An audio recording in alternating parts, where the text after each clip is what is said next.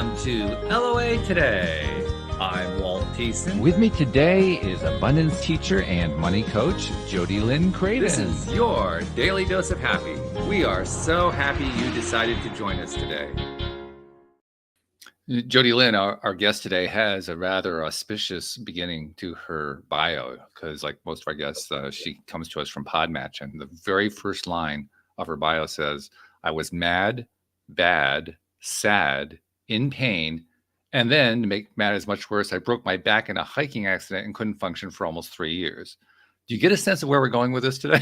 Yeah, this is going to be a good one. This is going to be really good.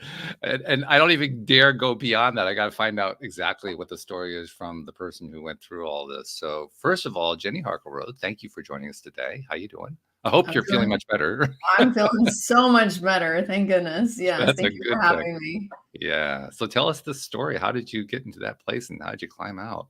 Yeah. So, sometimes we get a subtle message and we don't listen, and it gets a little louder and it gets a little louder. Yeah. I call that the 2x4 method. Yeah, I had to get the 2x4 method real hard.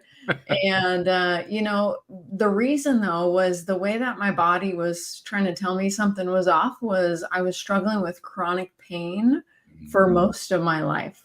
I started taking prescription pain pills when I was 12 years old, and I didn't know what was wrong with me. I was taking a bunch of herbal supplements. My dad's a chiropractor. He's always trying to align my body. I was always just hurting. And I didn't know why. And I did my best to fake it and get on with life because I didn't want to be a whiner, complainer, But I was really struggling, and, it wears on you not feeling well. And there's only so long you can put on a happy face and pretend everything's fine, year after year, decade after decade. And then in 2013, I was standing on this mountain ledge with my husband, and he totally innocently said, if I was young and in shape, I'd jump off of here. Oh my goodness. I know. And the only thing I thought is I go to the gym every day. I'm young and in shape. And I jumped. Oh my God. Yeah. And when I landed, I heard a crunch in my back and I couldn't move. Oh, yeah. It was bad. Yeah. Oh my goodness. Right. So he didn't realize the severity and tried to get me up, and I was not getting up, and our friends tried to help. They couldn't. They ended up calling 911. 911 sent in a ground crew. It took them about 45 minutes to hike into where we were. And when they got to me, they were like, we're not moving you either. And so they called Life Flight, and Life Flight came and zip lined me up to a hovering helicopter. And the next thing I remember was waking up in the hospital and them telling me, you broke your back. Yeah. Wow. I was like, well, okay, what does that mean? I can't go to Ashtanga yoga tonight? Is that what that means? At the very least. What does that mean? Yeah. It was a crazy day. Wow. That's just really amazing. Yeah. Truly. Yeah. I mean, do you have any idea why? Why you did that? Why I did that? Why'd you take the leap? Because God kept saying, Jenny, you're on the wrong path. You need to get over here. Scooch over. You're on the wrong path. And I was like, la, la, la, la, la. You needed to be in bed for a while. 2x4. Yeah. 3 years. That's how long I needed some thinking time. 3 years after that. Wow. Yeah. I was a little bit stubborn with my life. So, I mean, I don't want to give the ending away, but did it work? Well, it took 3 years because what was gonna happen was I was gonna get better and I was gonna go back to my same old ways. And thankfully, my body just refused.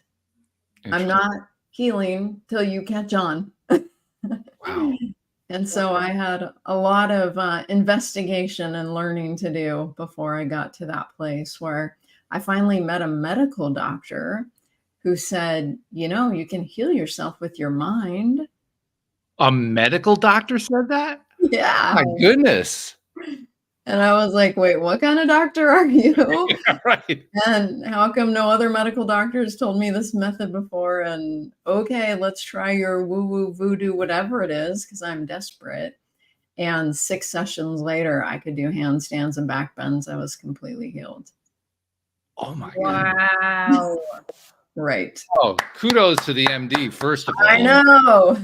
I mean, because I bash MDs off all the time. So when I hear that, Okay. story, it's like, whoa, all right, I got to back off. Amazing. That one, I mean, I'm hoping the exception proves the rule sometimes. That may Yeah. be one of those cases. I don't know. Yeah. Wow. Yeah. Good for him or her. That's Yeah. fabulous. Him, Dr. Warren Jacobs, MD. He was 86 at the time. Really? I just went to his 95th birthday party a couple My weeks ago. goodness. He's still helping patients heal. Good for him. Amazing. Fantastic. That's Yeah. inspirational. Yeah. Wow, that really is. So you had your awakening, and you did it the hard way. I Yes. mean, I've heard of harder ways, but not much. Right. Yeah. That was a tough one. Do you think your body literally selected that? That's a great question. I don't know if I've ever thought of, did my body select that? In some way, yes. I mean, I was in this place in my life where I'd struggled with chronic pain most of my life. I had married my high school sweetheart, but I was really unhappy. I was in a super successful career that I wasn't liking. Wow. And I just had all these things that weren't going right. And I was putting on a happy face and pretending everything was fine because I didn't know how to fix everything. I tried all the things I knew how to do to fix what was going on, and it wasn't working. And so I just tried the fake it till you make it method. So I just got to be a really good faker. And I would just ignore it all and work and make money.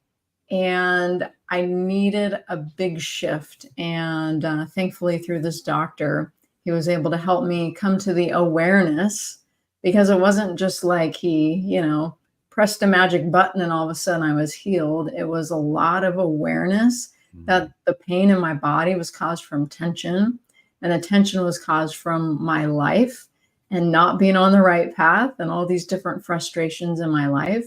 And then I had to make some major changes if I wanted to get better.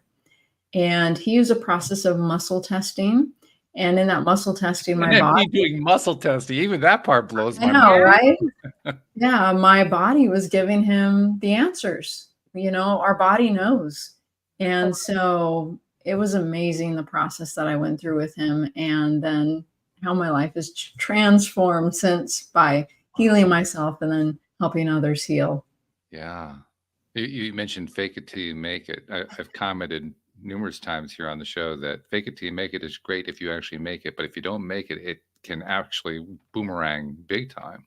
And Absolutely. You're the best example I've ever met on that one. Yeah, for sure.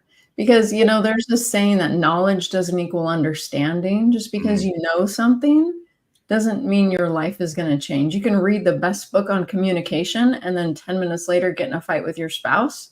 You're like, wait a second. I just read all the principles of communication. And so it's like, how do you really apply at a deeper level what you learn? And how do you actually change who you are from the inside out? How do you be the kind of person you want to be? I had so much to learn, and thankfully I'm on that path now. I don't know about you, Jody Lynn. I mean, no disrespect to Jenny, but I just feel so much better about my own journey. Yeah. I was kinder to myself than that. I mean, she beat the crap out of herself. Yeah, I can't imagine being like sequestered for 3 years, essentially, like dealing with a back injury, breaking your back and it not healing. Like, I don't even know what that looks like. Did you have to be in bed the whole time? Like, how did you not go crazy? Yeah, it was tough because if you know me, I'm a go-getter personality, which is a good thing because doctors said, my case was hopeless. And so if I didn't have this personality, I might still be in bed. But what I said is, I will find a way. Surely there has to be a way somewhere in this world. I don't care where I have to go, what do I have to do, what I have to spend, I'll find a way. And so that go-getter personality did help me find a solution. And now I forgot your question. Do you remember what it was? Well, we were just saying that we feel thankful that we didn't have to break our back to learn. Right. Yeah, absolutely. It was, I wasn't ready. I had heard things in the past. I mean, back in the day, I used to watch Oprah. When she had somebody on her show that was a little bit, talking about things that I wasn't so sure about. I was like, oh man, she doesn't have a famous movie star on today. This is a waste of time. I'm not watching today. Right. This stuff about like being positive and how your thoughts affect things and your subconscious, like that's a bunch of baloney. Oh, I just wasn't ready for it. It's a great point. I mean, when The Secret came out, when Yeah. the movie and the book came out, and she wanted to have Rhonda Byrne on the program, she shied away and didn't have her on the TV program. She would only have her on the radio program because she thought that Rhonda was too woo-woo. Yeah. Really? Yeah. I didn't know that. Yeah. It's fascinating. Yeah. Yeah. It's And, like when and the not just student Rhonda was ready. Byrne, Esther Hicks, Abraham Hicks, even more Oh, so. okay. Okay. Even Yeah. more so. Absolutely. Like, Esther Hicks wasn't going to come anywhere near the TV program. Right. And then later on, she did actually end up having Rhonda on the TV program, but she had to kind of like put her through her paces on the radio to make sure it was safe and get a good response from the listeners before she would put her on TV. Right. Yeah. Wow.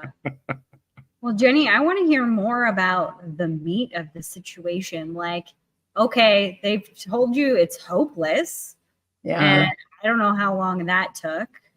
But like, then you meet this doctor, and what happened? Like, what was the epiphanies that you had, or like the most notable things that you can remember?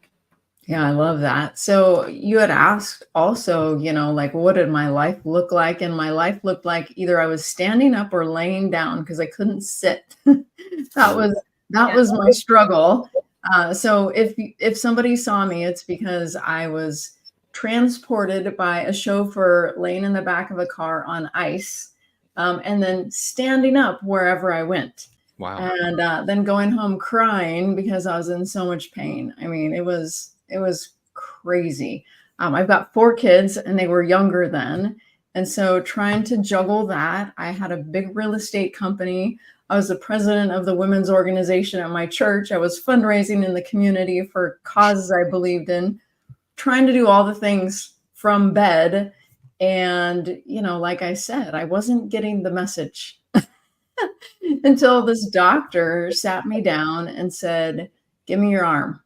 That's the magic thing. He said, give me your arm for a muscle test.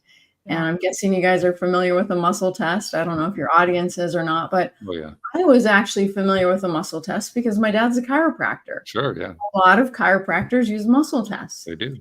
And so this medical doctor, so for example, my dad, he would run his fingers down someone's spine and they'd hold out their other arm, right, parallel to the ground, and he'd press on it.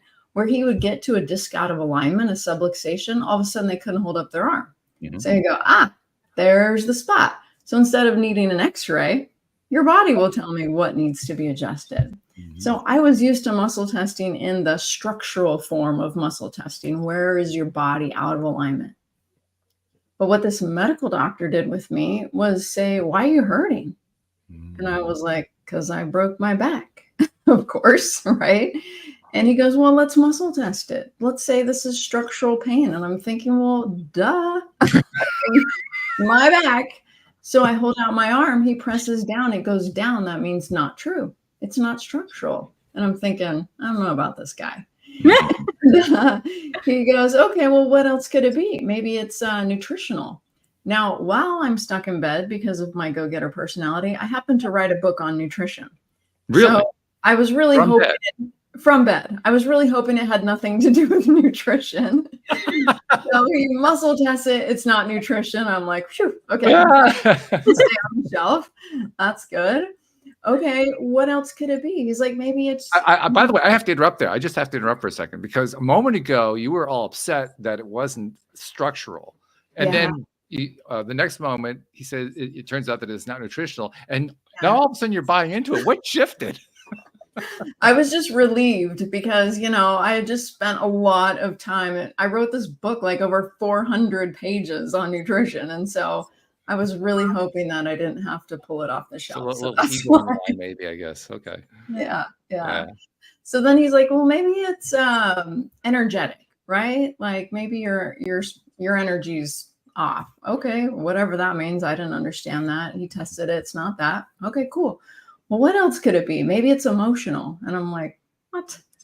Emotional? This is my back. I broke my back. He presses on my arm and it's like a rod. He can't budge my arm. Mm. And I'm like, press harder. Press hard. Fine. Like Can I get a second stand on opinion my on this arm. one? My arm wouldn't budge. And he goes, oh, your back pain's emotional. And I was like, that is crazy. And he goes, well, tell me about your childhood. And I go, I don't talk about my childhood.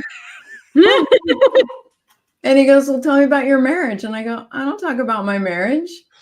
And he looks at me like confused. And I start reciting my positive affirmations. I'm happy. I'm healthy. I'm terrific. I just can't sit, can't drive, can't function, burning back pain. And he's looking at me like this lady. And he goes, well, we can either talk about your childhood and your marriage, or there's the door. Oh, good for Oh. him. Okay. Yeah. Wow. Okay. I said, do you have any Kleenex nearby? Yes, I probably went through a whole case of Costco Kleenex with this poor doctor. Okay. Yeah, because I had just kept everything that had bothered me my whole life bottled up. Wow. Everything. And it's not that, I mean, like a lot of people have had it worse. But in my mind, it was pretty bad. And it was causing tension in my body. And tension in my body was causing pain in my body. So what he helped me discover was, you broke your back 3 years ago and you had surgery. You've got rods, screws, synthetic disc in your back. They fixed it. You shouldn't be hurting anymore.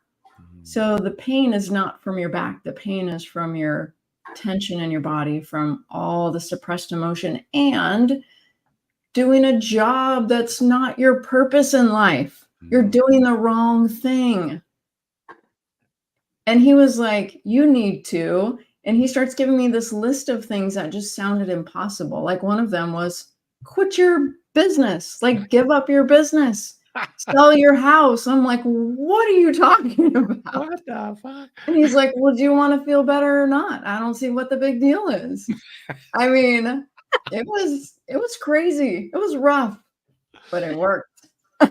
So did you like just go home because you're such a go-getter and like, all right, quitting the business, honey, we're selling the house, we're moving somewhere out. Like what? Yeah, what did pretty you do much. after that? Yeah, pretty much. My kids were so mad at me. We had a really nice house, and they're like, Mom, real estate is not that bad. You can keep doing it. We know you can.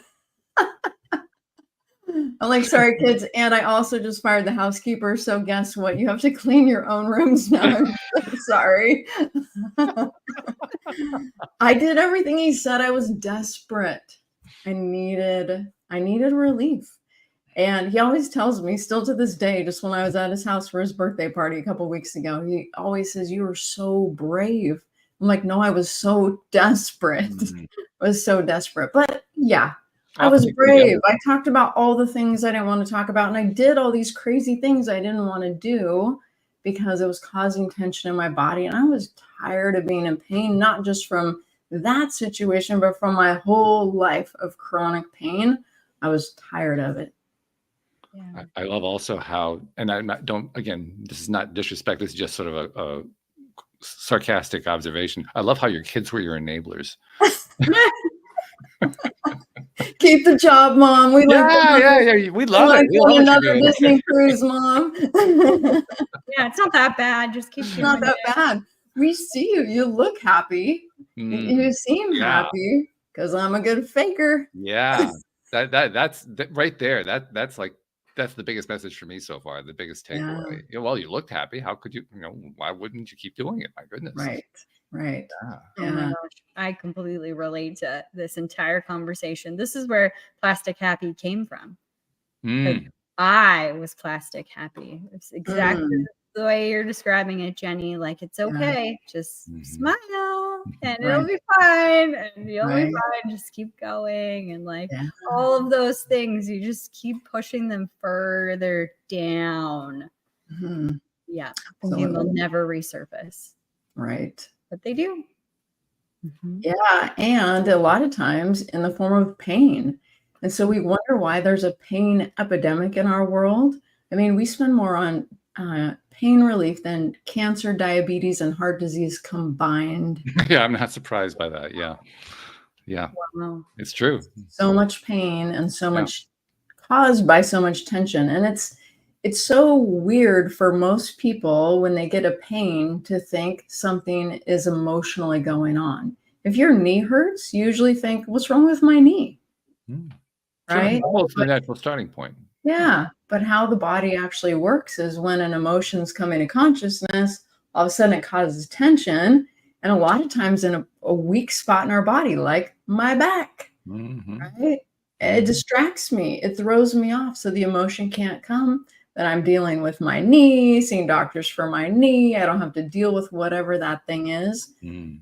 Then it becomes chronic, and it's crazy. It's so powerful to know that about how our body works. Mhm.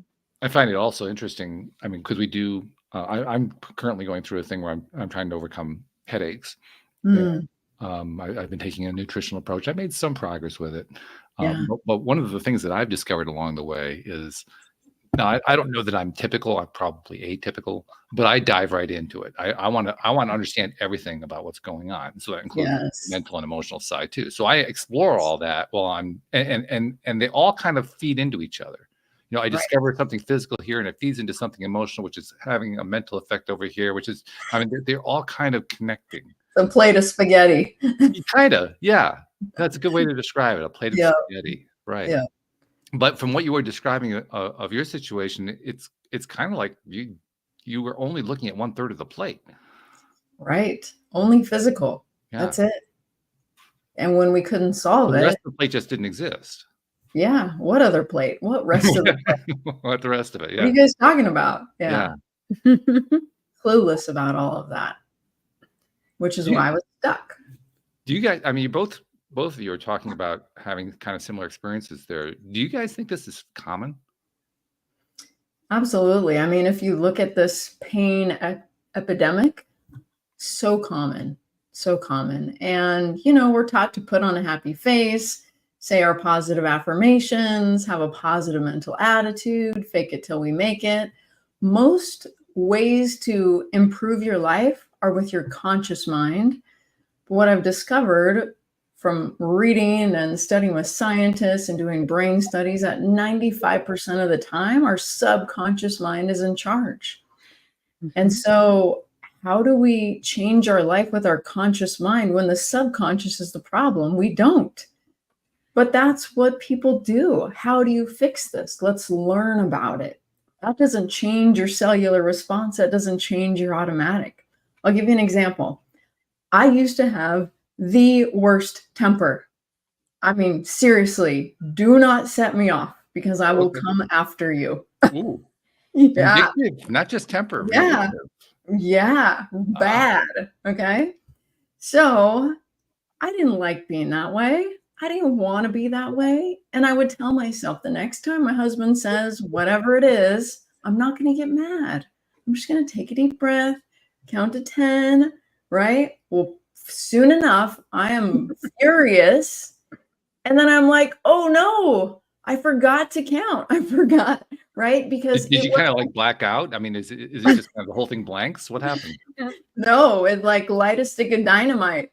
Like, oh, it's about to blow. I can feel it. Right? How do you stop that? It's getting closer to the stick. How do you stop it? I couldn't stop it. Mm. Why? It was a subconscious reaction. It wasn't a conscious choice. He didn't say something and then I'm like, ooh, I think I'm going to get furious right now. All right, let's do this. No, it was subconscious. And so what I was able to do with working with this doctor, and I ended up, selling my real estate business, studying with him, studying all these modalities of subconscious change, came up with my own work called Summit Transformation. I learned how to repattern my subconscious so that I can be how and who I want to be instead of defaulting to negative subconscious programs that I don't like that bad temper. I'm telling you, you can ask my husband. I have not seen that temper, and I've been saying 5 years for like a couple of years now, so it's been longer than 5 years. We'll give you 7 on that one. Many years I have not felt that way. Not because I'm trying not to feel that way, because that subconscious program and pattern is gone. So what I do now with myself and my clients is we look at life and how do we want to be. Another example is I used to be so nervous to speak in public. I mean, terrified. My heart would beat so hard that you could see my shirt going, right? I play the flute. My throat would clench. Have you ever tried to play the flute when your throat's clenched and you're shaking? I mean, it doesn't sound very good. No. No. So I worked on my subconscious mind to transform that. Now, my favorite thing, public speaking. Give me a microphone. I could go on all day. I don't even get a single butterfly. I mean, I changed my subconscious. So that's what I got so excited about, was I discovered my subconscious was the secret. All this time I've been consciously trying to fix my subconscious, and it wasn't working. Well, I would say I was trying to consciously fix my conscious, but my subconscious was in charge and I didn't even know it. Well, and actually, this is an interesting point, because earlier you made reference to the fact that, well, I'll just do some positive affirmations. Well, positive affirmations are usually promoted as a way to reprogram subconscious, but apparently that wasn't working for you. It was not, and here's why. I would look in the mirror and I'd say, I'm happy, I'm healthy, I'm terrific. And then I go, no, I'm not. I'm not any of those things. And here's why. Right? So like before it could even start to become a program within me, I was like mixing the whole thing. Now, there's a lot better ways, I think, to program the subconscious than affirmations. But if you had the right frame of mind and you got into the feeling of it and you really tried to be that, I think it could work. But the way I was doing it, no bueno. Yeah, I hear you on that one. And for me, I mean, my problem with positive affirmations is I get bored. I get bored out of my mind doing the same thing over and over again. I need more variety than that. So I can't do affirmations. I mean, Jody Lynn, are you an affirmations person? I used to be. And, sometimes I'll lean back on them. I have lots of like sticky notes, like reminders, but not anything that's like a daily anymore. It used to be very like religious, where I would read my affirmations and read my goals and like do the thing. But I also was like you, Jenny, where I'd be like, yeah, this isn't my life. That's not true. So I would, I'd have a plan for my life for the year or whatever. And that's my goals for the year. And I would, read those every day. And then as we get closer to the end of the year and it wasn't exactly what I wanted, I would beat myself up more. So it ended up being more destructive for me. So I was like, I just need to stop. So I did. Interesting. I find that fascinating, because so many people promote the idea of positive affirmations. And yet I think I've met maybe 2 people on the program. I mean, I've done hundreds of interviews on the program in the 12 years I've been doing this. There's probably 2 or 3 people who have assured me, yeah, positive affirmations did a great deal for them. I haven't heard any other stories that I can think of. I may not be remembering. There's 2,000 episodes here, so I mean, there's a lot of stuff I'm forgetting. But I mean, my sense is that they just don't work very well for most people. Well, I think what really happens though is like we're like get up at 6 a.m. or whatever time you wake up, and then you read them, and then what about the other 24 hours and 59 minutes of the day? Like I think it's a novel idea or a noble idea to change the way you're thinking. I think the way that you're thinking and talking to yourself really impacts things. But that one time or 2 times a day that you pull out your affirmations and say that, and you're not even bought into it, like there's more to the story than just read this thing and your life will change. And I think that's where the missing piece is. I agree. Yeah, I have this thing I teach called the 17-second rule. And it goes like this. A thought is an electrical signal in the brain for 17 seconds or less. But if it goes on for more than 17 seconds, it becomes a chemical reaction within your body. So you start to feel equal to the way you're thinking. And when you feel equal to the way you're thinking, it attracts like thoughts to prove to you why what you're thinking and feeling is true. It's this feedback loop. When it goes on for just 60 seconds over a minute, it literally changes your energy field, which is responsible for what you attract and what you manifest in your life. And so I tell people, you can't be negative for more than 17 seconds. And that's hard to do, right? Yeah. Because psychologists say we have 50,000 to 80,000 thoughts per day, 80% negative, 90% a repeat of yesterday, which I always say is a whole lot of stinking thinking. And so if you're constantly trying to catch yourself, it's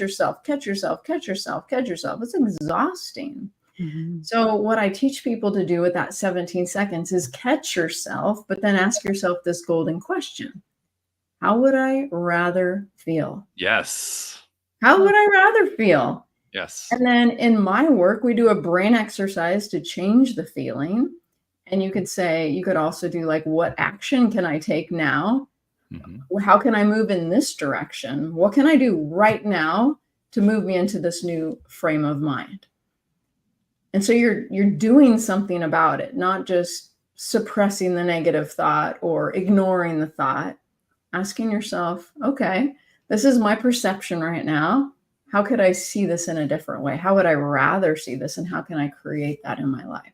And then do it right then and there. I love how you drew from both medical science and Abraham Hicks and together into the 17-second rule, because it comes from, I love the way you did that. That was great. Thanks. Yeah. I don't know if you've actually heard this. I've from one of my other co-hosts. He's no longer doing the show with me, but he was like Mr. Abraham Hicks. He knew every single thing they'd ever published. And he said the rule has actually been changed. It's now a 14-second rule because our enlightenment as a plan has risen. Our vibration has risen so much that it's now 14 seconds that we have before we have to start making a decision to change. Yeah. I think it's because our attention span has shortened. Well, that could be too. I can't rule that part out. We don't even pay attention for 14 seconds. Right. Yeah, it's crazy, right? Well, have you? I mean, I know you have, but I would pose this question generally to people. Have you ever tried to hold your attention on something with nothing else disturbing you for 14 seconds? And the only thing you can pay attention to is that? Try doing that. Yeah. It's amazing how quick we are distracted and how we live in the past and in the future. And that's another thing with the subconscious, right? It's just kind of taking us through the motions of the day. I've been giving this example for like 2 months now. I cleaned my laundry room cabinets. I moved my dryer sheets to the cabinets on the opposite side. Still, 2 months later, I'm reaching to the wrong place. 2 months later, I'm like, when am I going to change this subconscious program by rote repetition? My husband does that with our drawers. I switch things around, and years later, like it's been a year at least, he still opens one drawer.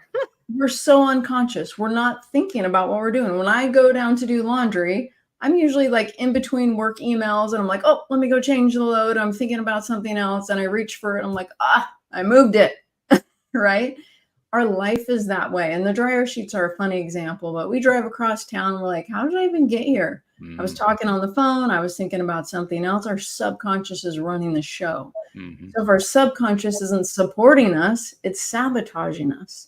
If you look at your life is a printout of your subconscious program. Where life is good and easy and fun, you have a subconscious program that supports you. And where it's not, you don't. And so what I teach people to do is change the program. Change the program to support you, because you picked up the program along the way. Usually when you were young, 0 to 7 or 8 years old, when your brain was in a theta state and you just took in everything you saw and experienced as your program, whether it was good or bad, right or wrong, it didn't matter. That became your program. And so if it's not supporting you, then you can fight it by this doctor. He always told me, trying is lying. And I'm like, what? Like, he's like, I'll try to do that. He's like, oh, don't lie. And I'm like, what are you talking about? Trying is lying.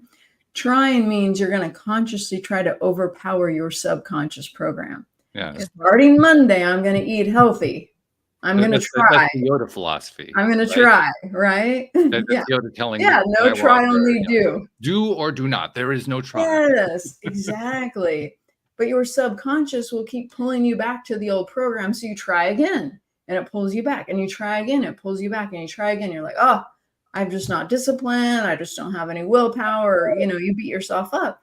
No, you just don't have a subconscious program to support you. And so getting a subconscious program is what I love teaching people how to do. So now we've actually done a pretty good job of setting this up, because anybody who's listening to this program has already tried to do these kinds of things. They're trying to change their own subconscious programming. We've all encountered in various ways just how challenging that is. Yeah. So we've all made some degrees of progress. We've all had some successes. That we all have certain areas where we're just like haunted by it. I'm reminded of one of the statistics that comes out of the realm of positive psychology. They've discovered that in order to change a habit, you need to repeat the habit for 90 to 120 days. That will change it about 90% of the time. And I'm thinking, well, what about the other 10%? Yeah, right. So we need to kind of go down this road a little bit. Give us some ideas. How do we go about improving our ability to change that programming?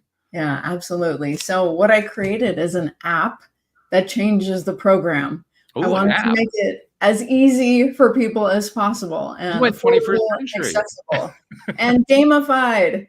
Yeah, it's an app. So I made an app. It's called Leap Transformation. Leap like a frog. It's in the App Store. It's in the Play Store. You can get a free trial for a week, and then it's only $14.99 a month. So super affordable.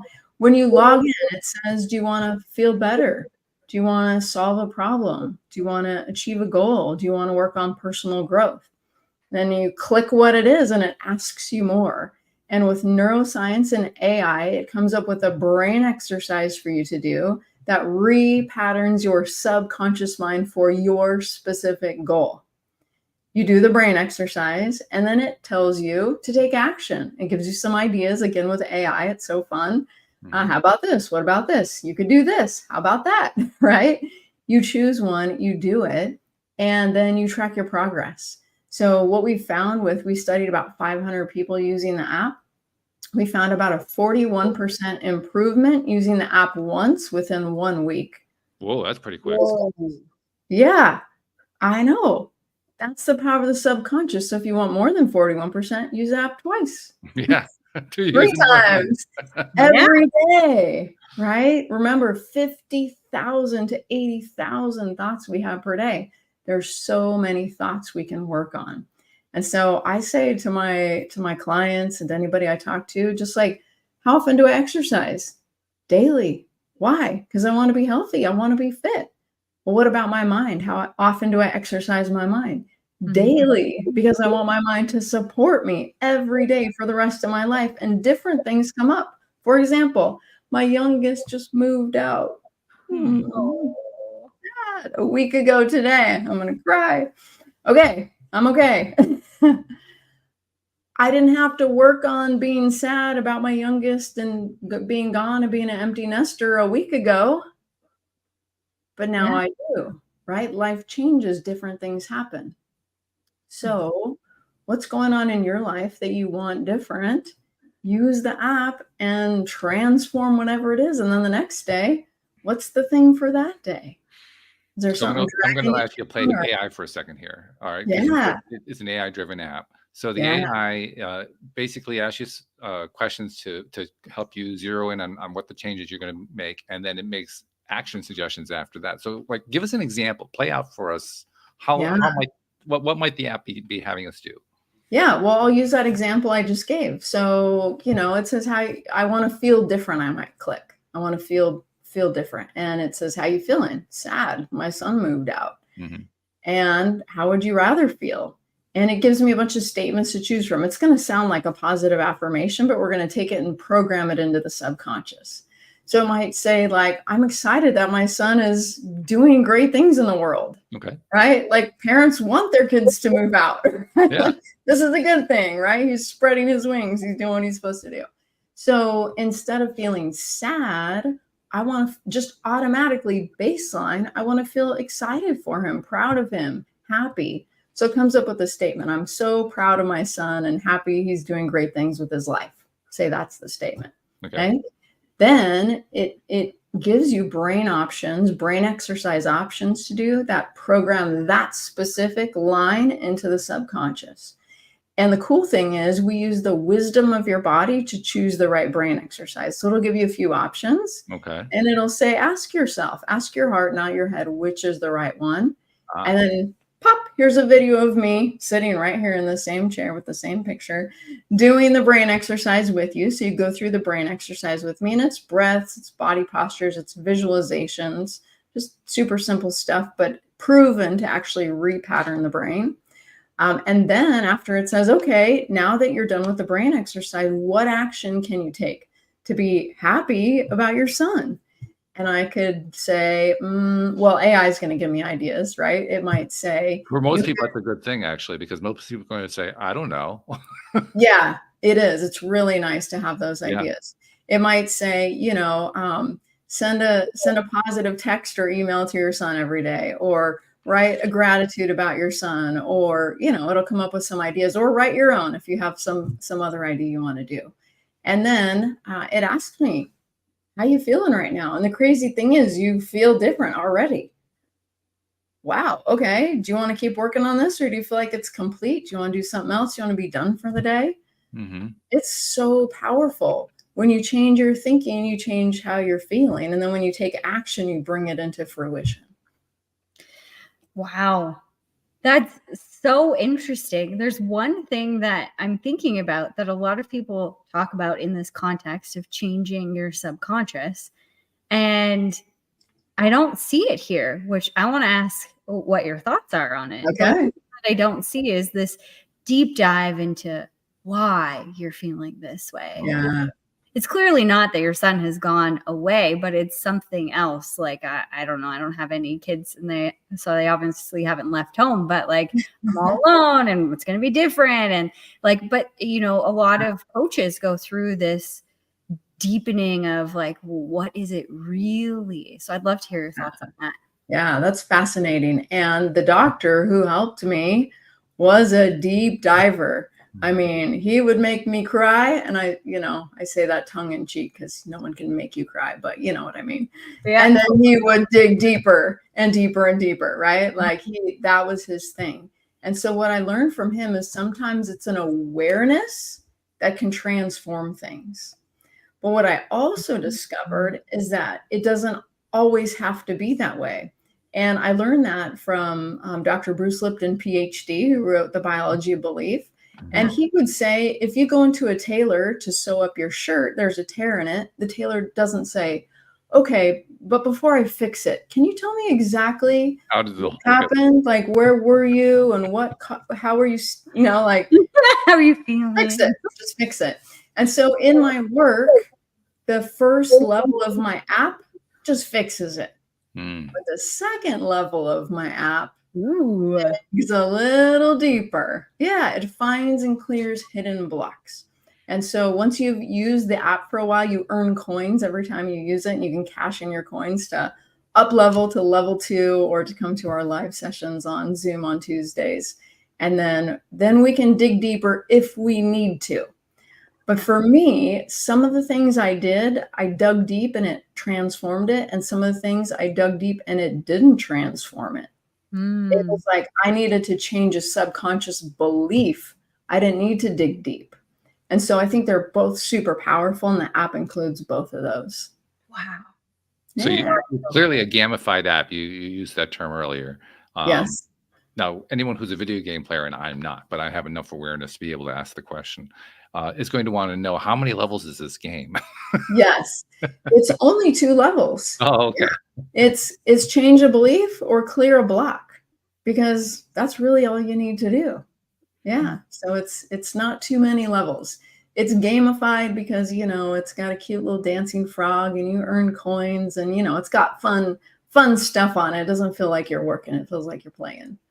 Yeah. Okay. I love that. Yeah. What does that sound like to you, Jody Lynn? Does that sound fun?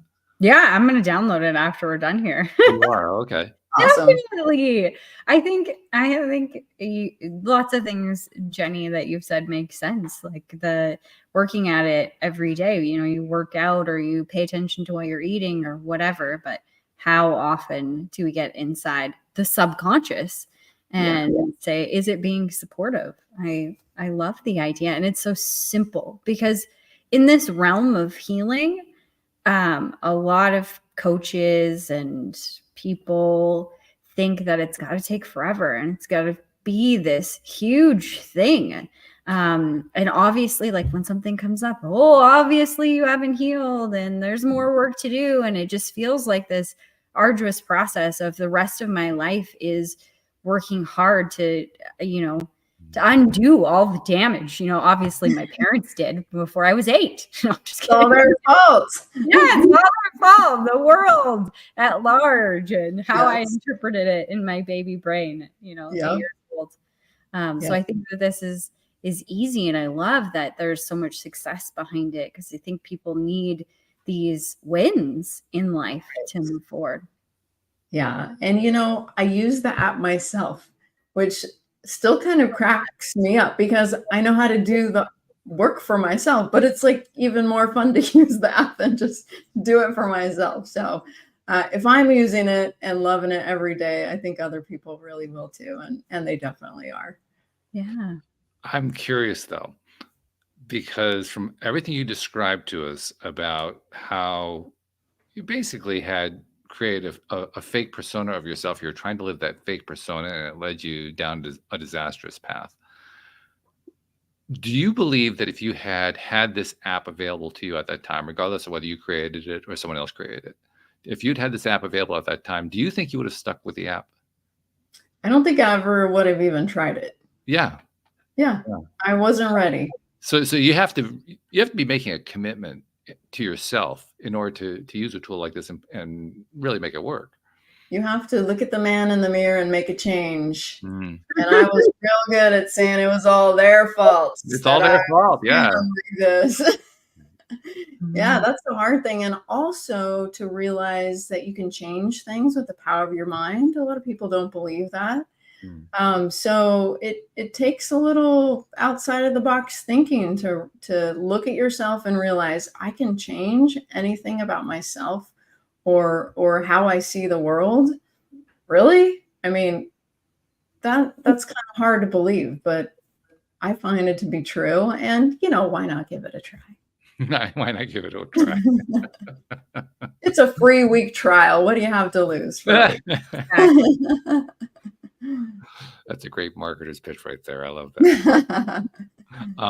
The thoughts that keeps going through my mind is victimhood, because I would describe it as probably one of the top 5, shall we say, one of the top 5 epidemics going on around the world and has been for quite some time. And I think it's actually in some ways getting worse. It's an odd time to be living because on the one hand, I'm totally bought into the idea that this global enlightenment is really happening. It's rolling out. More and more people are kind of jumping on board and so forth. And yet at the same time, I also see massive increases in the victimhood psychology, both going on simultaneously at the same time, which is fascinating. It's kind of interesting to watch. It's kind of like going to the car races to watch the crashes. It's kind of similar to that.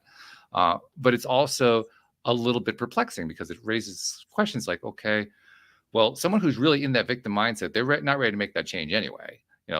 So the only people who are going to be open to this kind of thing are the ones who are already on some degree of a growth path, already on that enlightenment path, if you will.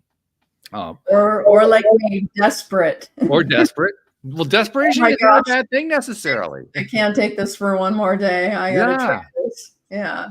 Well, that's every single person who comes onto this program, except for one. I tell that story too many times. Everybody else who comes onto this program went through some kind of crash and burn. They went through some kind of trial, tribulation. They weren't always horribly dramatic, but they were always traumatic, meaning that they traumatized that person and led to some point where they said, enough, I need to make a change. Yeah. And that's really what we're talking about here. You have to have at least some of that going on to some degree before you're willing to try doing something like this. Absolutely. I mean, in my app, you can work on achieving a goal and working on personal growth. And that's what people do the least in my app. What they're working on is feeling better and solving problems, because that drives people more than wanting to do something great. It's like, I got to get rid of this pain. So fine, I'll use the app. Right? And I wish that people would be like, you know what? You can accomplish amazing things if you can get your mind aligned to it. So you can use the app for that too. And that's so powerful. So where are the limits in your mind with the app? I mean, actually, the app's limits really aren't where the limits are. The limits are in the human being. But where are the experiential limits for say the average person who's diving into this? Yeah, experiential limits. If I understand what you mean, like what would the app not work for? Is that what you're asking? Right. I mean, it's a very broad question deliberately because I wanted to just kind of stimulate you to explore it a little more for us. But yeah, that's a good way to look at it. Yeah. I mean, for me, what we're talking about today about pain could be something that people could have a hard time understanding in the app. Because with this doctor, he helped me realize with a muscle test that my pain was being caused from emotions. I felt it, right? And if I wouldn't have felt it with a muscle test, I'm not sure I would have believed it. So I didn't have that one-on-one conversation, experiential session. I wouldn't have that in an app, right? And so I do my best to make up for that by cashing your coins and see me live on Tuesdays on Zoom. And, you know, I can do some muscle testing on Zoom if the group isn't too big. So, you know, I still work with people privately, and some people want to talk through things and want me to do some private muscle testing and work with them. But my belief is that the app will work for anything if you're open to it. And, you know, if it's something chronic and you do one brain exercise, don't say like, well, it's not better, it didn't work. Like, keep working at it. Right? Like if you want to get in shape, you got to put the work in every day. And so because we have so many thoughts and so much trauma and drama and so many subconscious beliefs, it's a process. So I would commit to it and keep working on it, and then just start noticing what changes. And like that plate of spaghetti we talked about, the fun thing is that sometimes you'll work on something and something else will transform. And you're like, that's so weird. I didn't even work on that. Yeah. But like the brain, it's like that plate of spaghetti, like what's connected to what? So I always say, look for the secondary gains from this process too, because you'll notice some of those things. And when you change your belief, I say like it changes the dance, right? Like some people are like, can I change other people with your app? And I'm like, no, change yourself. But you can say in the app, like, other people are so kind to me. You can change that belief for yourself. And then that's what you're going to attract. And that's what that reticular activating system in your brain is going to notice. Right? So change how you feel and how you think and how you act and how you react. And then the whole world around you starts to change. And you're like, wow, this is pretty interesting. Yeah. It's actually kind of a way, the way I'm looking at this, it sounds like a way to accelerate the process for someone who's trying to learn how to, quote, apply the law of attraction for themselves. Because a lot of people try to do that when they first hear about it. They want, no, how do I make this work in my life? Well, there's a good way to accelerate the process. Just use that app. Absolutely. Yeah. Thanks for the plug. You're quite welcome.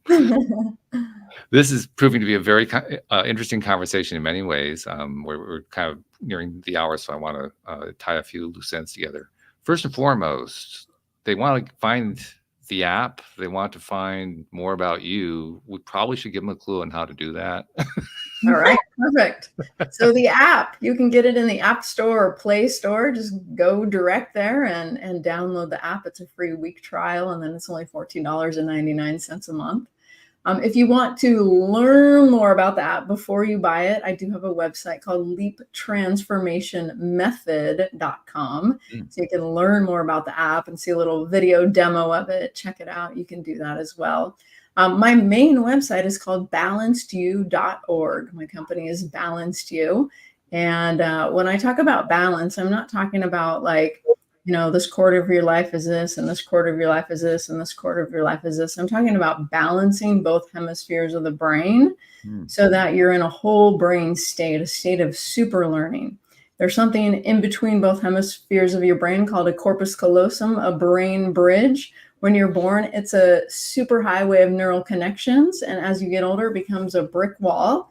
And that's why they say you can't teach an old dog new tricks, because we're set in our ways and we think what we think and we believe what we believe. But if we're willing to open that bridge, we can see things in a whole new way. We can become open and curious, which I think is the best way to live. Open and curious and loving and understanding, accepting, forgiving, all these things that most people would like to be.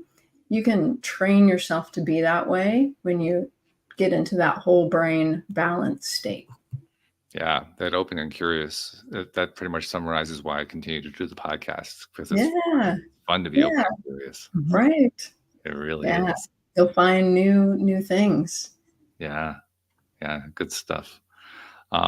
Second thing I want to do is something I've been doing for a few years now, because I noticed a few years back there that everybody who comes onto the show, like I said before, we've all been through stuff and we've come out the other side and we want to share, and we do. And I started this podcast. Jody Lynn comes onto the cast. You've come on as a guest. I'm sure you do other podcasts. You probably have blogs and social media and everything else. And you're sharing all this great information for free with people to help people out because you want to help people. And that's where I noticed we don't get credit for that. So I like to make it a point to say, on behalf of those people you've never met, never seen, never will meet, never will see, who've been consuming all this stuff that you've been putting out there and producing results you didn't even know about, on their behalf, thank you for what you're doing. You're making a difference. Nice. Yeah. Thank you. I appreciate that. It's really cute. My husband gives me credit for all the transformation that's happened in the whole world. And he says, all of it.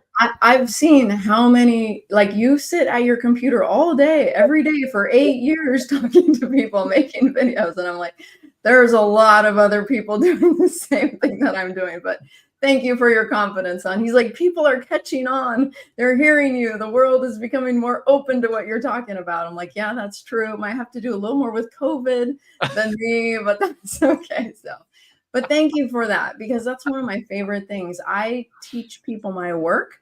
Another little website to plug, summittransformation.com, is the work I created. And I love when someone learns my work and then helps someone that I never would have met. Most of the people who learn my work do it as like private coaching. And so it just warms my heart to hear people's lives change that I never would have reached. Yeah. And so, yeah, it's so powerful. So thank you. I appreciate it. You're take that. Welcome. Yeah. I think it's really important. And then finally, what I also like to do with each of these episodes, particularly with Jody Lynn, all my co-hosts are really terrific. And they all have this amazing ability that I don't have, because as the host, I'm kind of like the focus with my guest, and they're participating for sure, but they also have that third party view that I don't have. And that is invaluable. Jody Lynn is particularly good at taking that third party view and turning it into a way to just tie it all together. Now, they all do it really well. Jody Lynn's like really, really good at it. You'll find out. I kind of oversell her. But for good reason. You're going to find out in a minute why. She's really good at this. No pressure, Jody Lynn. I think my subconscious must thrive on that, because it's just like, all right, let's go. You got a subconscious program that supports tying a bow on it. Yes, absolutely. Oh man, there's a lot of things that we talked about today, and I actually want to loop back to a question that Walt brought up. How many people do we think are facing these challenges? And I think it's a large number of the population, because in society we're taught, when we're young, go get a good job. You got to go to school to get a good job, and then you get a pension, and then you buy these things, the nice house, the nice car, and a lot of people are waking up today to this life that they've built that they're not happy in.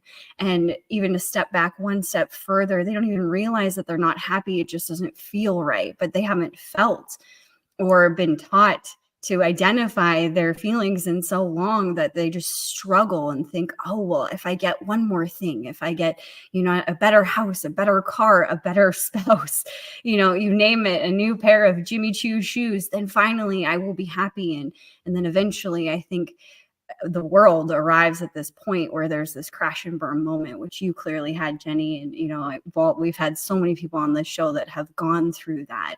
But today is really a testament of how your subconscious can support you. And that message that you can change everything when you begin with yourself. So thank you so much for that reminder. And thank you for building something that's easy and accessible for the world, because when we change, the world changes. So thank you for your contribution. You're right, Walt. She nailed it. It's hard to oversell her. It really is. Good job, Jody Lynn. That was awesome. Yeah, absolutely fabulous. No, we really do appreciate you being on the program and sharing. Wow, some really cool insight. I mean, nothing that you told us about was new, but the way you put it together is startling. That's the best word I can think of to describe it, because it's very simple. It's all the things that we hear about, or that we evaluate about things that we hear about. It's all of those things, and yet it just kind of like it's a V8 moment. That's what it feels like. It's like, oh my God. Yeah, totally. That's perfect. I love it. I love simple solutions, and so I'm so happy to offer one. Here's how to change anything you want in your life. So easy. Just grab your phone. You can fix it right now. Love it. Very good. Well, thank you very much. Appreciate all of your insights. Thank you for creating your app too. Thank you, Jody Lynn. I mean, did you have as much fun as I did? This is good. I did, yeah. I can't believe the time flew by so fast. Yeah, it always flies, but today in particular, it was really quick today. Thank you to our podcast listeners everywhere. We'll see you all next time here on LOA Today. Goodbye, everybody. Come on.